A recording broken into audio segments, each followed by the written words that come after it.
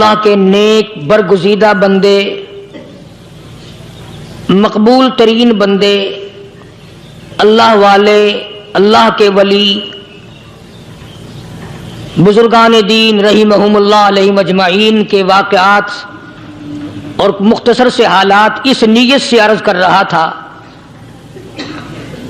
کہ ہمیں بھی اپنے گریبان میں جھانکنے کا موقع ملے، ہم لوگ بھی یہ سوچیں کہ یہ اللہ والے تھے، پیٹ بھی تھا، نفس بھی تھا، بیوی بھی تھی، بچے بھی تھے، پیاس بھی لگتی تھی، بھوک بھی لگتی تھی، کپڑا بھی درکار تھا، سردی گرمی بھی آتی تھی، ان لوگوں نے اللہ کی رضا کیسے حاصل کی؟ نیت میری کسی کی تردید مقصود نہیں، سمجھانے کے لیے کہتا ہوں جیسے سڑک پہ پیدل آدمی چل رہا ہو اور پاس سے کار گزرتی ہے تو دل میں خیال آتا ہے کہ میرے پاس بھی کار ہوتی۔ ان اللہ کے نیک بندوں کو دیکھ کر میں اور آپ کیوں نہیں سوچتے کہ میں بھی اللہ کا نیک بندہ بن جاتا؟ کوٹھی بنگلہ دیکھ کر، لمبا چوڑا کاروبار کارخانہ دیکھ کر آدمی کے دل میں آتا ہے یارو یہ۔ السلام علیکم ورحمۃ اللہ وبرکاتہ۔ دوستو، آج ہم پھر آپ حضرات کے لیے لے کر حاضر ہوئے ہیں قاری حنیف ملتانی رحمۃ اللہ علیہ کا بیان۔ بہت خوبصورت بیان ہے، آپ حضرات سے گزارش ہے اس بیان کو آخر تک سنتے رہیے۔ بیان اچھا لگے تو ویڈیو کو لائک کریں اور ہمارے چینل پر نئے ہو تو ہمارے چینل شان حنیف ریئیکٹ کو بھی سبسکرائب کریں، جزاک اللہ۔ تو چلیے آج کا یہ بیان شروع کرتے ہیں۔ کارخانے دار ہے، میں اس کا مزدور ہوں، تیرے دل میں یہ بات کیوں نہیں آتی کہ میں نماز بھی نہیں پڑھتا اور فلانا ساری رات سویا ہی نہیں؟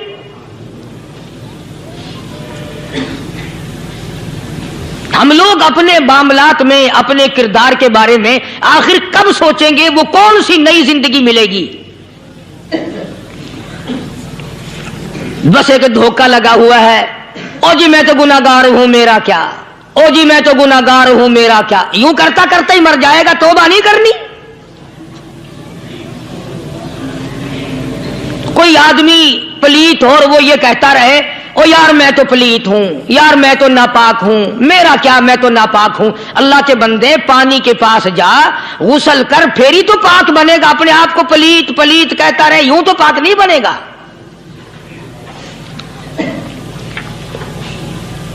یہ اللہ والے جو ہوتے ہیں آدمی کے اندر کو ٹھیک کرتے ہیں۔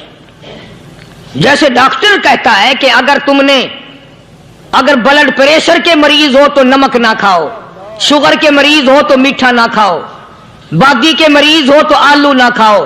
اللہ والا کہتا ہے اگر تمہارے اندر شرک کی بیماری ہے تو خدا کے دروازے کے سوا کہیں نہ جاؤ۔ اللہ والے اندر کا علاج کرتے ہیں، روحانی علاج کرتے ہیں، اس بیماری کا علاج کرتے ہیں جو قبر میں کام آئے گی۔ جب اللہ والوں کی مجلس میں بیٹھو گے تو وہ تمہیں یہ بتائیں گے کہ نبی کی سنتوں کے پھول چھوڑ کر بدعت کے کانٹوں کی طرف نہ جاؤ۔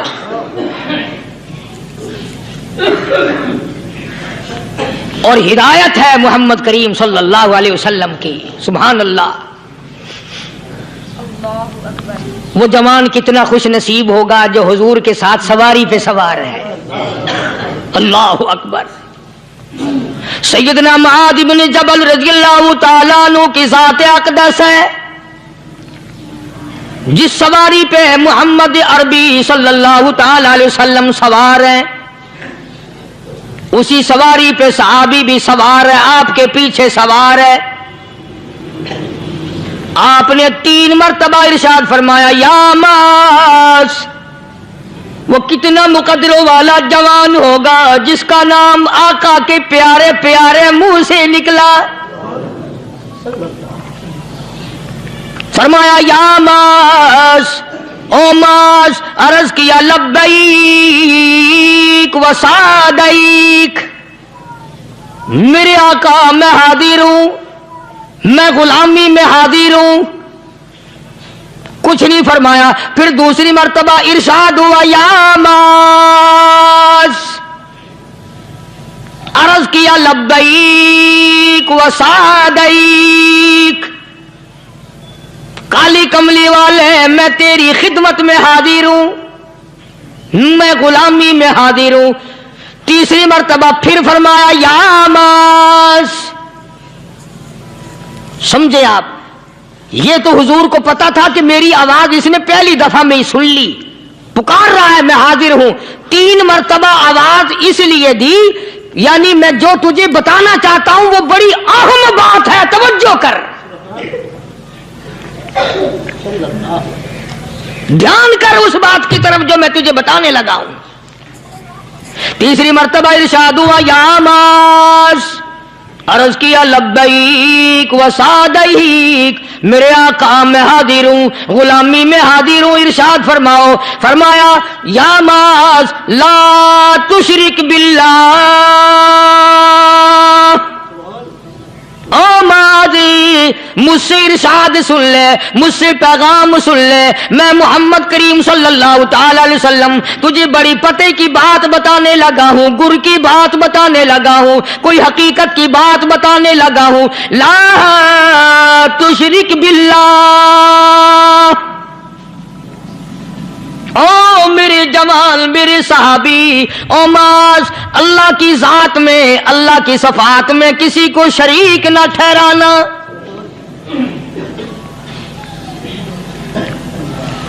کسی کو بگڑی بنانے والا نہ سمجھنا, کسی کو پریشانی دور کرنے والا نہ سمجھنا, زندہ کرنے والا, مارنے والا, فقیر بنا دینے والا, فقیر کو شہنشاہ بنا دینے والا, اس کے سوا کوئی نہیں.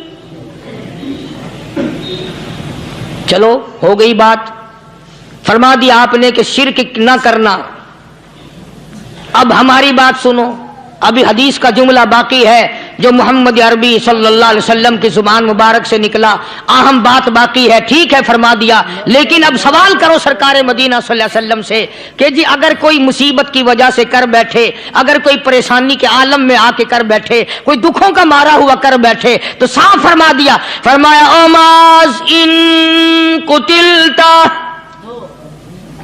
اگرچہ تجھے قتل کر دیا جائے, تیرا ٹکڑا ٹکڑا کر دیا جائے, تیرا قیمہ بنا دیا جائے, اس سے بھی سخت بات آگے فرمائی او حرقتا, چاہے تجھے جلا کر خاک کر دیا جائے, تیرا قیمہ بنا دیا جائے, تجھے جلا کر راکھ بنا دیا جائے, کسی حال میں بھی تجھے شرک کرنے کی اجازت نہیں. اور ایک اور بات میرے سے سن کر پکا کے لے جاؤ, چوری کرنے والا ساری عمر چوری کرتا ہے, لیکن کبھی ایسا دن اس کی زندگی میں نہیں آیا ہوگا جب وہ یہ کہے کہ میں عبادت کر رہا ہوں. لاکھ چوری کی ہو, یہ کہے گا کہ میں گناہگار ہوں, چوری کر اپن چلو تمہارے منہ پہ نہیں کہے گا, دل میں کہے گا. زنا کرنے والا کبھی نہیں کہتا کہ میں گناہ نہیں کرتا, شراب پینے والا کبھی نہیں کہتا کہ میں گناہ نہیں کرتا, حرام کھانے والا, رشوت لینے والا کبھی نہیں کہتا کہ میں گناہ نہیں کرتا. شرک ایسا گناہ ہے, ایسی گمراہی ہے, اس کو بندہ گناہ سمجھ کر نہیں عبادت سمجھ کے کرتا ہے. اور ارشاد فرمایا محمد عربی صلی اللہ علیہ وسلم نے کہ شرک کرنے والے کو توبہ کی توفیق نہیں ہوتی. وہ اس کو برا سمجھے تو توبہ کرے, جب وہ اس کو برا سمجھتا ہی نہیں تو گناہ سمجھتے ہی نہیں تو توبہ کائے کی کرے گا وہ. میں عرض کر رہا تھا کہ یہ جو اولیاء کرام ہیں, بزرگان دین ہیں, اللہ والے ہیں, یہ شرک کی لعنت سے آدمی کو بچانے کے لیے ساری زندگی کوشاں رہتے ہیں. حدیث پاک میں آتا ہے, ارشاد فرمایا محمد کریم صلی اللہ علیہ وسلم نے کہ جب آدمی گناہ کرتا ہے, فرمایا ان فی الجسد لمضغۃ اذا صلحت صلح الجسد كله واذا فسدت فسد الجسد كله الا وهي القلب او كما قال النبي صلی اللہ علیہ وسلم. ارشاد فرمایا آدمی کے بدن میں ایک گوشت کا ٹکڑا ایسا ہے کہ جب وہ ٹھیک ہو جائے تو سارا بدن ٹھیک ہو جاتا ہے, جب وہ بگڑ جائے تو سارے بدن کا نظام بگڑ جاتا ہے. الا وہی القلب, سرکار مدینہ صلی اللہ علیہ وسلم نے فرمایا وہ دل ہے. دل آدمی کا سنور جائے تو سارا کچھ سنور گیا, دل بگڑ گیا تو سب کچھ بگڑ گیا. ریاکاری دل سے پیدا ہوتی ہے, تکبر دیکھنے میں نہیں آتا، دل میں پیدا ہوتا ہے، فخر دل میں پیدا ہوتا ہے، عجب اور خودبینی دل میں پیدا ہوتی ہے۔ تو آقا مدنی صلی اللہ علیہ وسلم نے فرمایا کہ آدمی کا دل جو ہے وہ سفید ہوتا ہے، بالکل سفید ہوتا ہے۔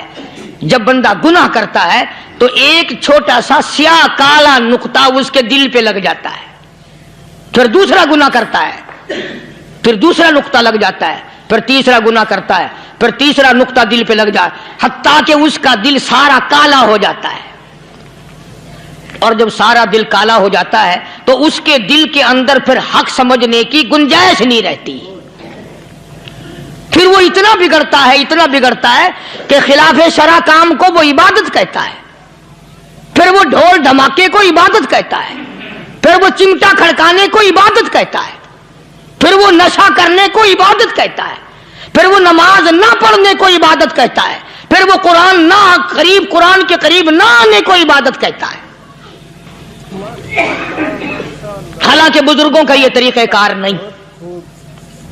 سائیں توکل شاہ صاحب سبقت رحمت اللہ علیہ، امبالے شہر میں مزار ہے، حضرت کے واقعات میں لکھا ہے کہ جب کوئی عالم، جب کوئی قاری، جب کوئی بزرگ قرآن پڑھتا یا کچھ بیان کرتا، اگر قرآن پڑھتا غلطی کرتا، ہاں یہ بات سمجھ لو کہ سائیں شاہ صاحب جو تھے ان پڑھ تھے،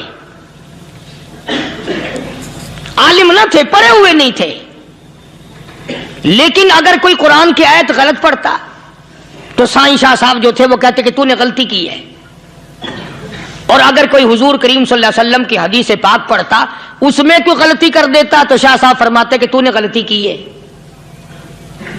تو ایک دن مولویوں نے، عالموں نے، قاریوں نے مشورہ کر لیا اور کہنے لگے آؤ شاہ صاحب سے پوچھیں گے کہ ان کو یہ پڑھے ہوئے تو ہے نہیں، ان کو پتہ کیسے چلتا ہے، آیت غلط پڑھی گئی، حدیث پاک غلط پڑھی گئی، ان کو پتہ کیسے چلتا ہے؟ تو اللہ والے کی خدمت میں پہنچے اور جا کے یہ سوال کر دیا، اللہ والے سے یہ سوال کر دیا۔ آپ سب سبحان اللہ کہو تو میں آگے جواب بتاؤں۔ اللہ اکبر، اللہ اکبر، کیا شان ہے اللہ والوں کی۔ فرمایا تم نہیں جانتے جب کوئی قاری قرآن صحیح پڑھتا ہے، عالم حدیث پاک صحیح بیان کرتا ہے، میں دیکھتا ہوں، میری آنکھوں کو نظر آتا ہے، اس کے سر سے لے کر آسمان تک نوری فرشتوں کی قطار بند جاتی ہے۔ اور جب وہ غلطی کرتا ہے تو وہ قطار ساری رخصت ہو جاتی ہے، وہ قطار ساری چھٹی کر جاتی ہے، میں سمجھ جاتا ہوں کہ کوئی غلطی ہوئی ہے۔ یہ ہے اللہ والوں کی باتیں جو ہم لوگوں کے کام آنے والی ہیں، جو ہمارے سوچ و بچار کی ہیں، جو ہمارے کرنے کی ہیں، کہ کتنے دن ان حضرات کو فاقے کرنے پڑے، مصیبت جھیلنی پڑی، پریشانی اٹھانی پڑی تو پرواہ ہی نہیں کرتے تھے۔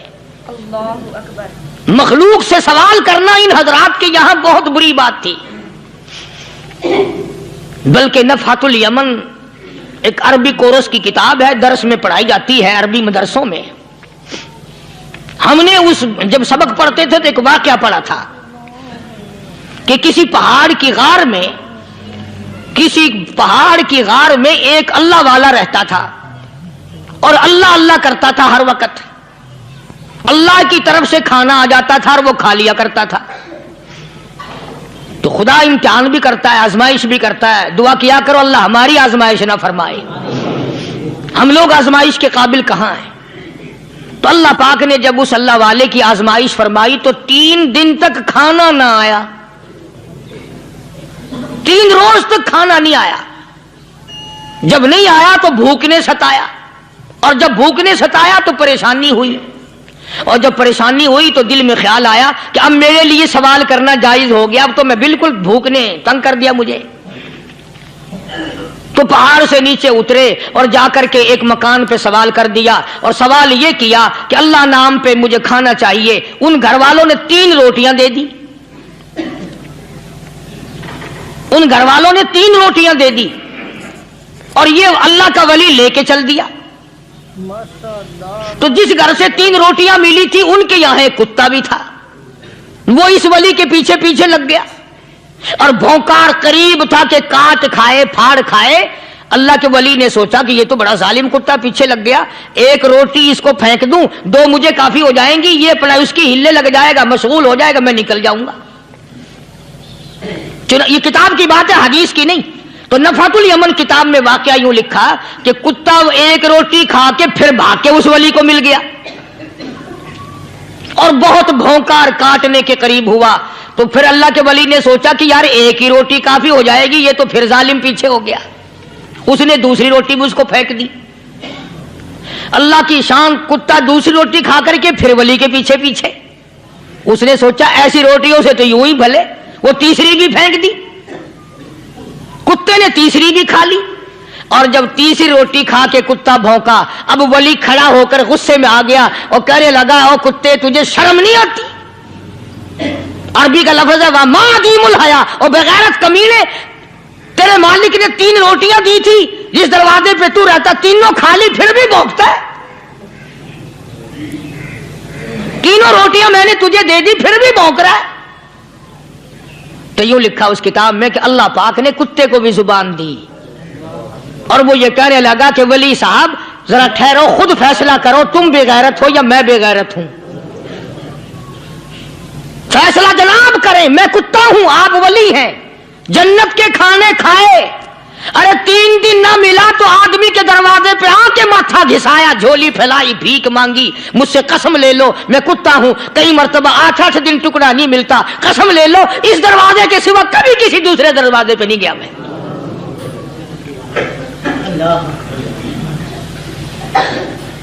تجربہ کر لو، 3 دن کتے کو ٹکڑا ڈالو، چوتھے دن دم ہلا کر تمہارے پاؤں میں لٹے گا۔ ساری عمر گزر گئی اس مالک کا دیا ہوا کھاتے ہوئے پیتے ہوئے، آج بھی تجھے اس مالک کا دروازہ سمجھ نہیں آیا۔ پانی وہ پلاتا والذی ہوا یطعمنی ویسقین وَإِذَا مَرِضْتُ فَهُوَ يَشْفِينِ،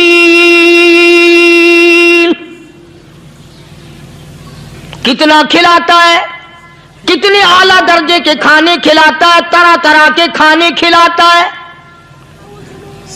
پالا اس نے، سنبھالا اس نے، زندگی اس نے دی، اولاد اس نے دی، خوبصورت بیوی اس نے دی، گھر آباد اس نے کیا، تھوڑی سی پریشانی آ گئی، اب جا کے قبر کے سامنے جھکا کھڑا ہے، اس مالک سے میرا کام نہیں چلا، او 4 گز زمین میں پڑنے والے، تو میری حاجت روائی کر دے۔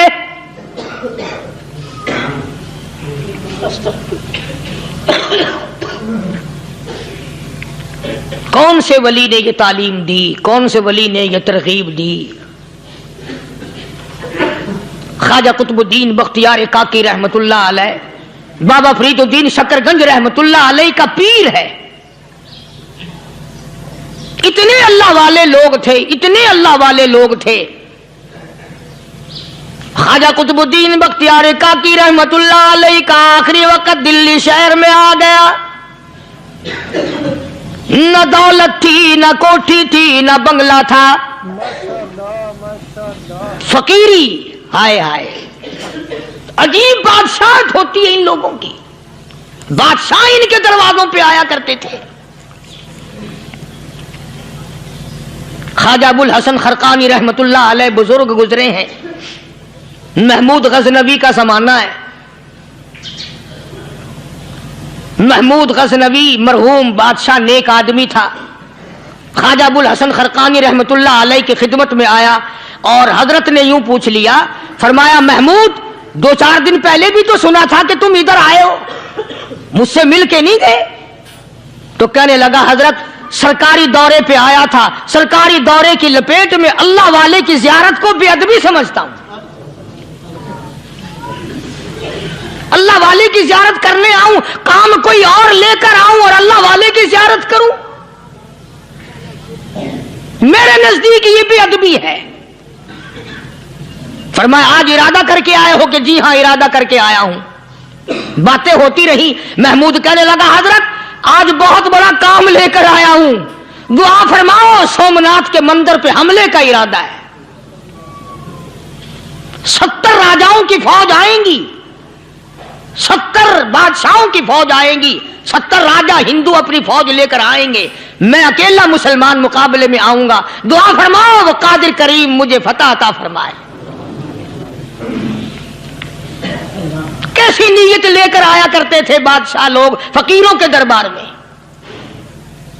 आज तो अगर किसी वली के पास भी जाओगे, मैंने मौलाना उबैदुल्लाह अनवर मद्दसिल्लू से पिछले दिनों अर्ज कर दिया, मैंने कहा हजरत आप अपने घर में ही रहते हैं, बाहर नहीं निकलते, कई कई दिन लोगों को नेकी मिलेगी, ज़ियारत होगी। तो फरमाने लगे कारी साहब आपको क्या पता है, बस इसी काम के लिए लोग आते हैं, हमारी ईंट पर दो, हमने मकान बनाना है, हमें दुकान का तावीज दे दो, हमारे पीछे दुश्मन लग गया, हमारा मुकदमा हो गया, और यूं तो कहने कोई भी नहीं आता, दुआ कर दो अल्लाह मेरी कब्र में भलाई फरमा दे। अल्लाहु अकबर।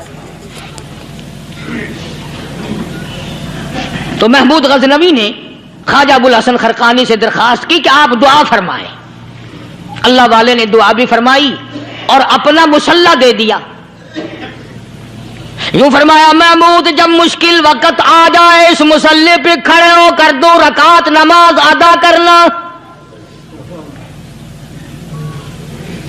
पता चला कि अल्लाह की मदद जो है वो नमाज के साथ है। मैं तुम्हें भी बताता हूं, वली तो मैं नहीं, जब भी कोई परेशानी आए, जब भी कोई तकलीफ आए, फरमाया इस्ताईनो बिस्सब्री वस्सलाह, नमाज पढ़ो इंशाअल्लाह आसानी होगी। सब्र कर, नमाज पढ़, इन्नल्लाह मस्साबिरीन,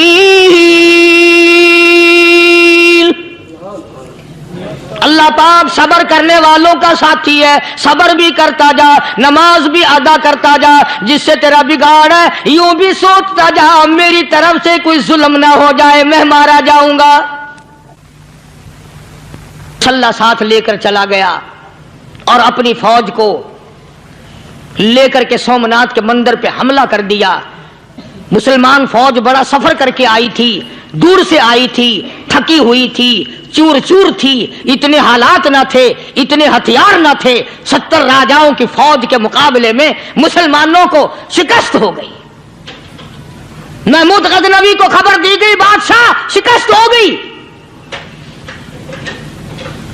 महमूद ने 2 रकात नमाज अदा की।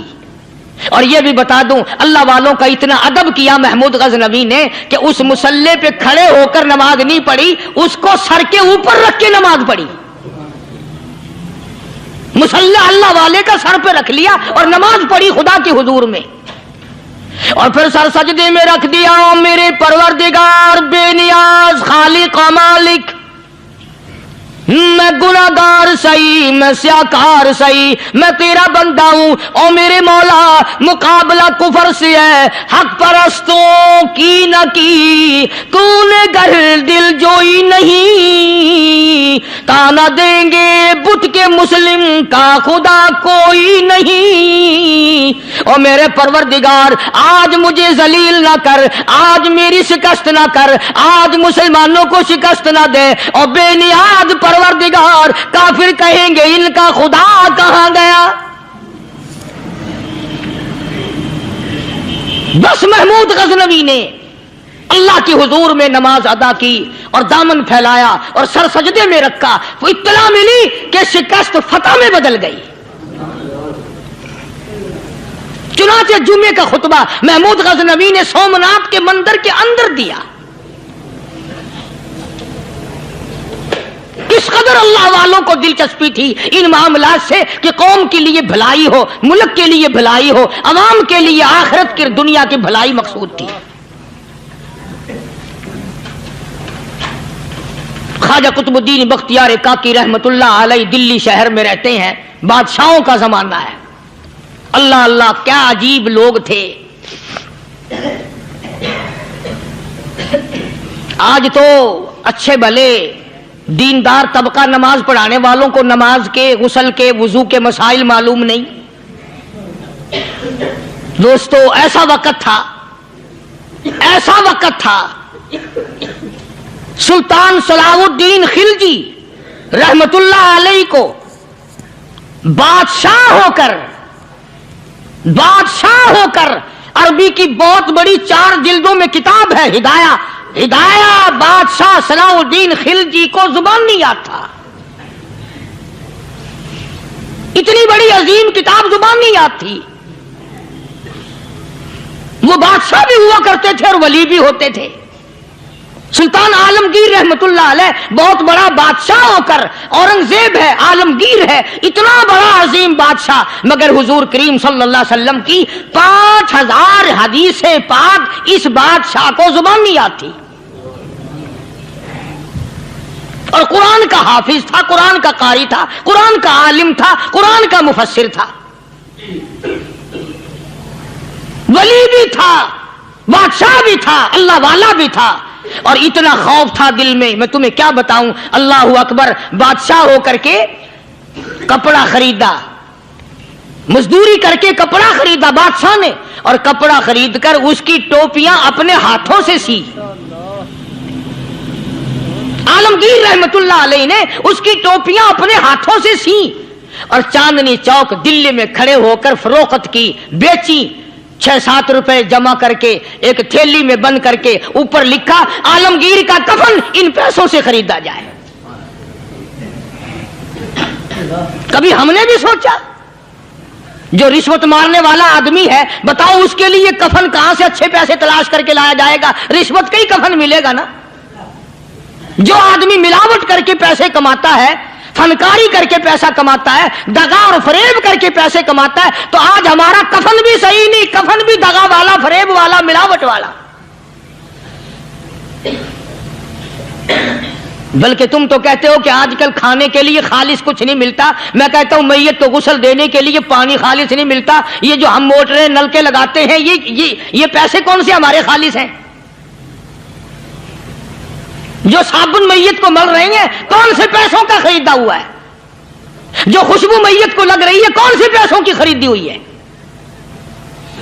जो कफन पड़ रहा है, वो कैसे पैसों का कफन है? और मैं आगे बढ़ करके कहता हूं, जो कंधों पे उठाए जा रहे हैं, वो कौन से कुतुब हैं, कौन से अबदाल हैं?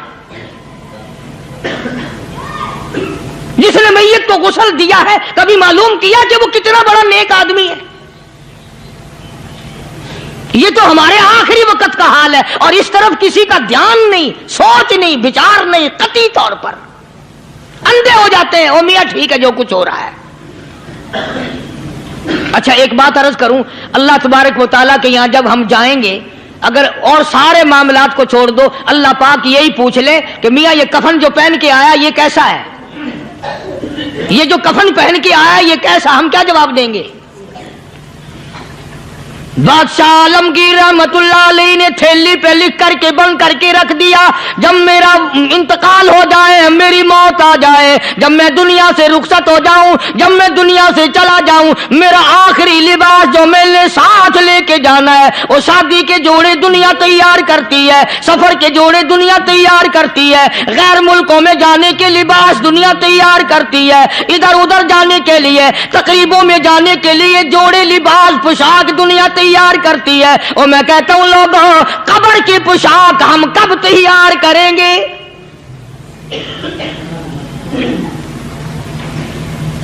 आलमगीर रहमतुल्लाह अलैह ने खुद अपने कफन का इंतजाम करके रख दिया। हमारे घरों में तो अगर कफन का जिक्र करो तो घर वाले भी मुंह बनाएंगे, छोड़ो तुमने कफन की बातें बनानी शुरू कर दी अभी से ही।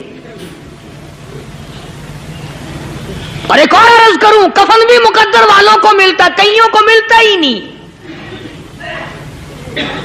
कफन नहीं मिलता, कब्र नहीं मिलती, नमाज जनाजा नहीं मिलती, गुस्ल नसीब नहीं होता, मुकद्दरी सौदे हैं। ना ये दौलत से बात बनती है, और ना ये इख्तिदार से बात बनती है, और ना ये सरमाए से बात बनती है। ये तो तकदीरों के मसले हैं जो मालिक ने अपने हाथ में रखा है।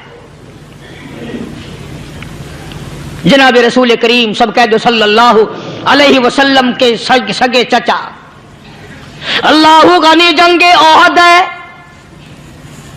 इमामुल अंबिया महबूब किबरिया हजरत मोहम्मद मुस्तफा सल्लल्लाहु ताला अलैहि वसल्लम को खबर दी गई, आपकी हालत भी जख्मी है, आपका चेहरा अनवर जख्मी हो गया, आपके चेहरे में खोद जो सर पे ओढ़ रखा था उसके हल्के कड़ियां चेहरे अनवर के अंदर चली गई, निकलती नहीं, निकालना चाहते हैं, निकलती नहीं, निकालने की कोशिश करते हैं। अबू बैदा बिन जर्राह रज़ियल्लाहु ताला अन्हु ने दांतों में पकड़ कर वो हल्का जंजीर वाला खींच लिया।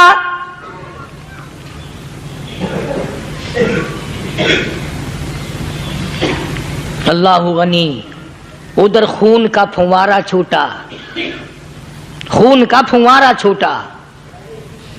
अल्लाह, अर्शे इलाही से आवाज आई, जिब्रील।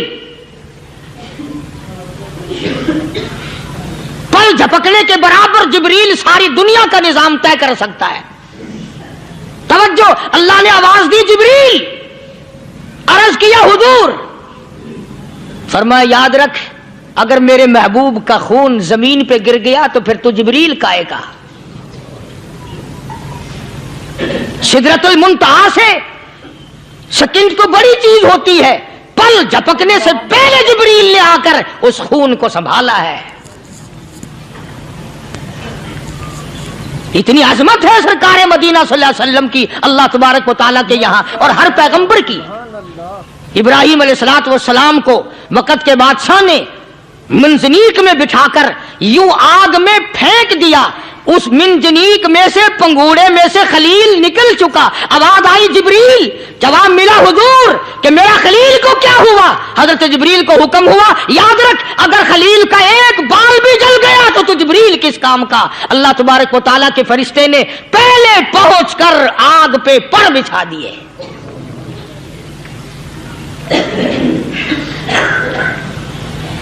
यूसुफ अलैहिस्सलातु वस्सलाम को भाइयों ने कुएं में फेंका।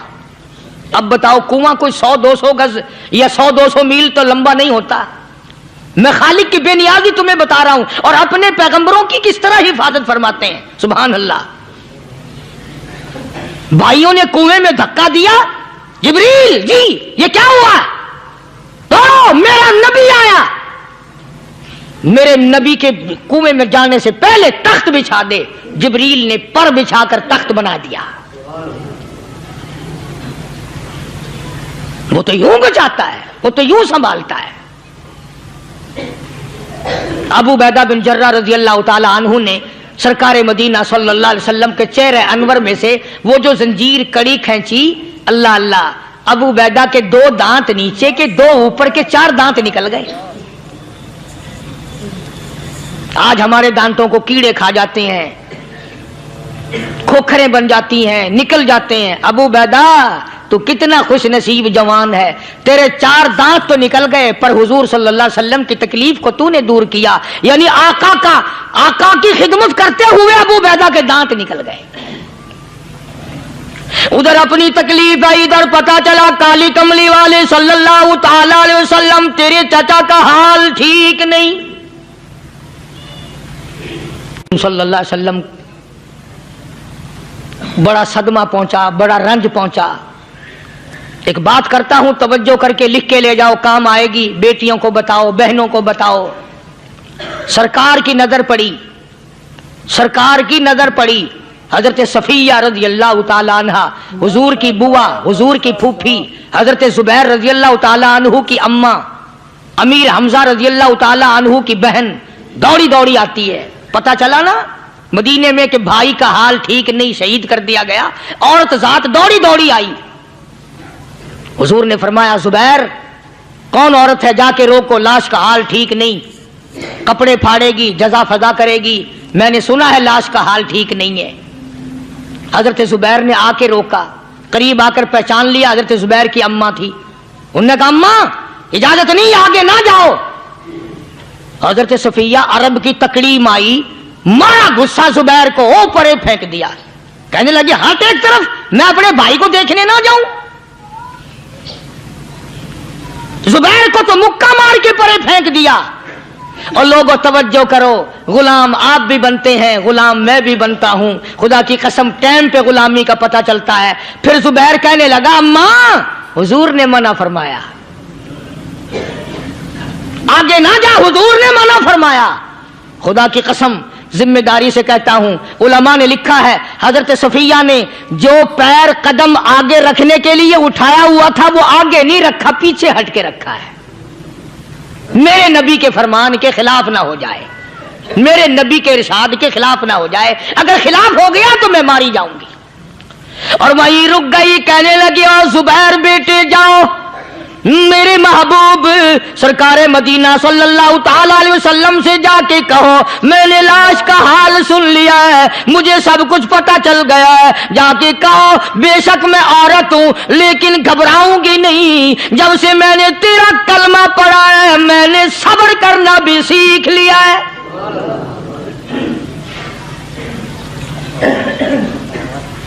मैं ज्यादा फदा न करूंगी, मैं कपड़े न फाड़ूंगी, मैं रोना धोना नहीं करूंगी। मदनी करीम सल्लल्लाहु अलैहि वसल्लम को हजरत जुबैर ने जाके बता दिया, मेरी अम्मा यूं कहती है, फरमाया फिर बेशक इजाजत है जाए।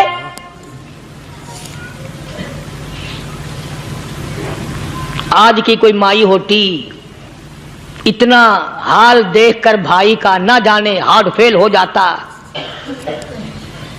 सफिया ने आके देखा अपने भाई सैयदना अमीर हमजा के दोनों कान नहीं, नाक नहीं, लब नहीं, 11 टुकड़े हुए पड़े हैं, रोती नहीं, घबराती नहीं, धड़ाम से गिरती नहीं, चेहरा नहीं पीटती, मातम नहीं करती, खड़ी हो गई, कहने लगी ओ मेरे परवरदिगार मेरे भाई की कुर्बानी कबूल फरमा,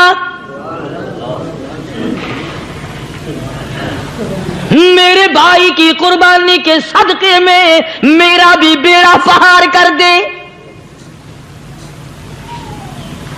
और खबर तो मिल गई थी ना कि कपड़े भी उतार कर ले गए, बगल में से 2 चादरें निकाली हैं,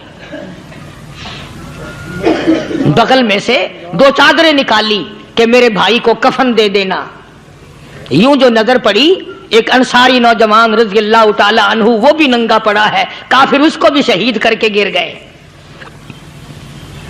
मुसलमानों जरा अंदाजा लगाओ, ये भी मुसलमान थे, ये भी नबी के आशिक थे, ये भी दीवाने थे, ऐसे वक्त में भला ऐसी बात किसको सूझे। मां जाया भाई हो, सगा भाई हो, अच्छी मोहब्बत और ताल्लुक हो बहन भाई का, और सैयद शुहादा हुजूर ने फरमाया हो वो नंगा पड़ा है, 11 टुकड़े हुए पड़े हैं, ऐसे वक्त में ऐसी बात कौन सोचे। दोस्तों अगर आप हजरात को हमारा ये बयान अच्छा लगा हो तो हमारे चैनल शान हनीफ यक को भी सब्सक्राइब करें। अस्सलामु अलैकुम व रहमतुल्लाहि व बरकातुहू।